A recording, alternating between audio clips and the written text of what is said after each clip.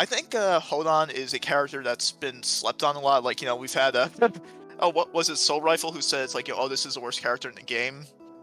Um, but I think we've seen, especially like in the last year or so, like people have like, he was absolutely like broken at launch.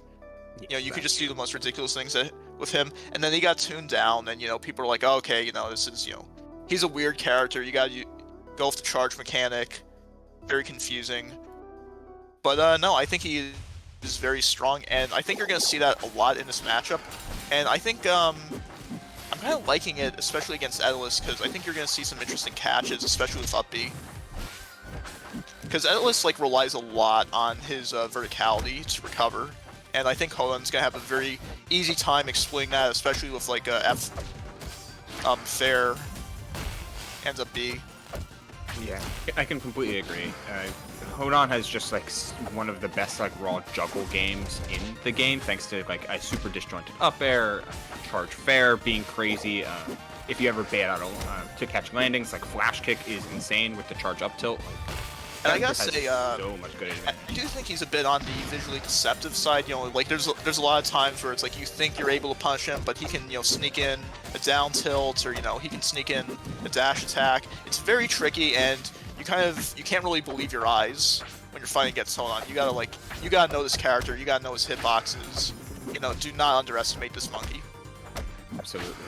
There's a Fireflies joke in here. I know it, but I'm not smart enough to figure it out, especially given the raw rush down that Tricki has been going under. Just so much damage, and 2 stocks taken already on board, using up B to power through, getting that armor, the full armor, thanks to charging the up B with armor, with the ice armor on. Super clean stuff in order to get around some of the like nair focused advantages from Plushy. But we saw it last game. Don't go up 3 stocks to 1. Oh no, absolutely. And there's the up B I was talking about. And I gotta say, Etalus is like, I definitely think Etalus is a bit of a slept-on character.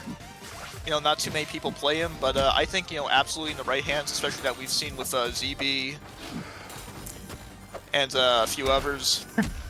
Yeah, Bagel. Absolutely. Bagel's still in bracket. Bagel and Bagel. Shoutouts to Bagel. Shoutouts to Bagel. Be absolutely lethal. Like, he is the king of momentum. Oh, jeez, and Plushy's looking to try and take that title from him, given the amount of chase down that she's been doing, looking for it again, and takes it. Yep.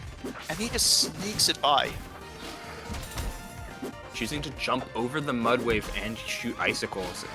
You can parry on that mud wave in order to try and send it back towards Hodan. In my opinion, that is a very tricky move to parry, and the reward can be a little rough, because Hodan can just jump away out of the way himself, and you gotta weigh that risk reward. I think a lot of the time just getting out of dodge is the right solution. That's fair enough. Gets the parry. It was a very good parry, and totally worked out. For sure. I mean, you get the parry. So correction on my part.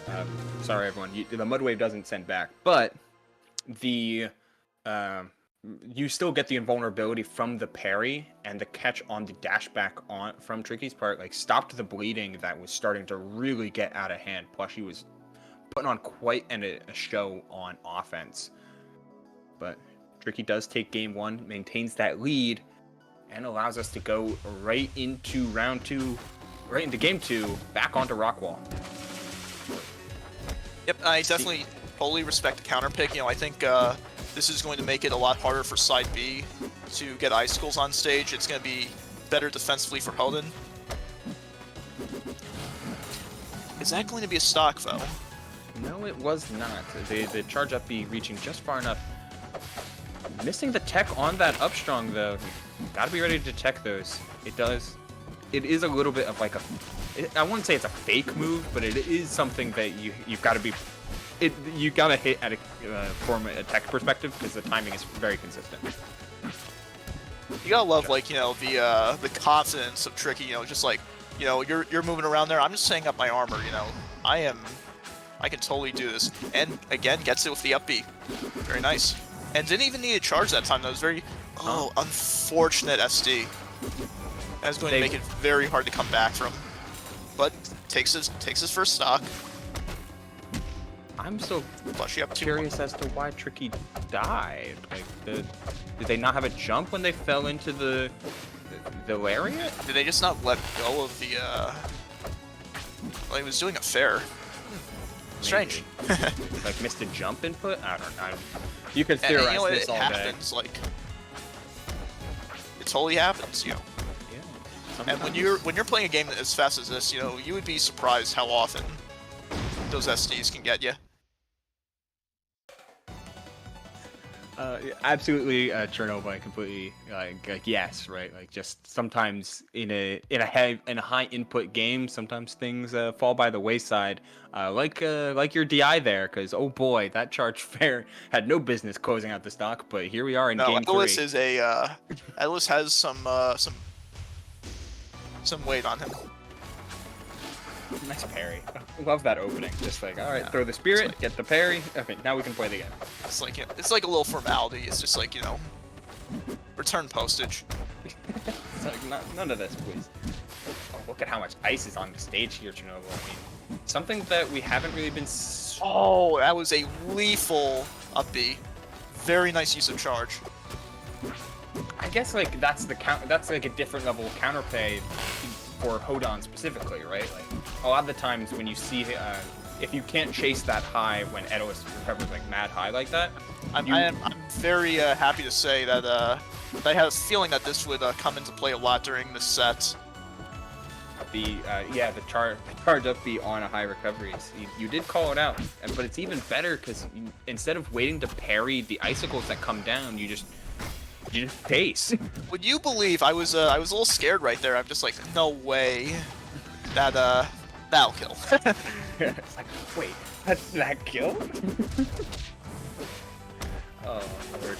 Yeah, I mean it's the benefit of two big bodies, of two heavyweights, of two whatever character class you want to call these two, but they have no problems killing you, and that's what it seems like Absolutely both players are out to do.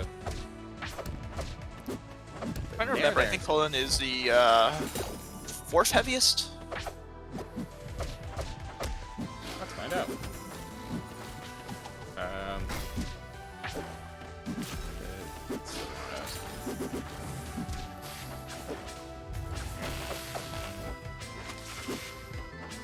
Yeah, it's like I know, you know, Orcane has like a really awkward weight, like.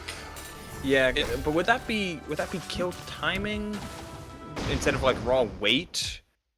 Because it would be dependent on like your air friction. I know he's definitely like he's slightly on the heavier side, but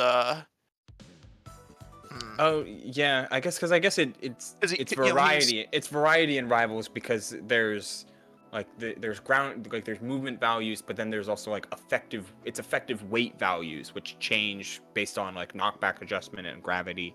I think airspeed has a minor component too if you're yeah. Yep. Funny things about Rivals. Meanwhile, the game ended. Oh yeah, that happens. But you got to pivot right back to. I believe that was Tricki taking game 2. So game number 3, or rather, that was Plushy taking game number 3. Excuse me. Tricki on the back foot. Let's see. No, I'm reading this right. Okay, I'm crazy. Gets the tech on. Can I just say that is a scary move to get hit by Hodan's like up. Oh yeah. Up smash, like, you know, he's taking you to the beach, and even if you don't want to go. And he's burying you in the sand, like really trying you out. Getting that was a super low up B, but it's still catching the sweat spirit while getting the hit. Very nice spacing on the part of Plushy, trying to bring this to a game number 5. No, not like this. It may actually well be like this though. Super tough positioning apart, but Plushy is in full advantage, trying to chase after the upstrong thanks to the mistake. Interesting choice. I think that might have worked, but I think if he was a little closer to the side, it would have been easier. Had an easier time following up the up smash with the charged up B. Trying to get to Regardless, the wall. Plushy is not struggling at all in this moment. It is definitely their game to win.